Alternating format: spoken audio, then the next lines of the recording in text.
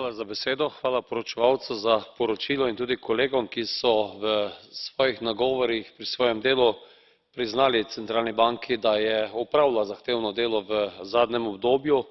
da se je na marsikaterem področju pri reševanju evra, gospodarske situacije v državah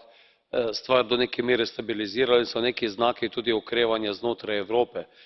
Zagotovo pa nas čaka vse skupaj zelo veliko izzivov, da poiščemo odgovore na problem nizkih obrestnih mer, kajti delim mnenje tistih, da so tako nizke obrestne mere, kot so danes, zelo nevarne za varčevalno miselnost, predvsem pa tudi nevarne za pokojninske sisteme, kajti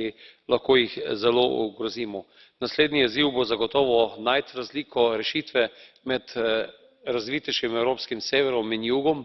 pri čemer je del odgovornosti zagotovo na evropskih institucijah, prepričan pa sem, da je to, kar opozarja Evropska komisija, pa tudi Evropska centralna banka, se pravi reformne spremembe, spremembe šolstva, spremembe različnih drugih podsistemov, ključ do te poti. Na tej poti vam želim srečno roko in pa veliko uspeha.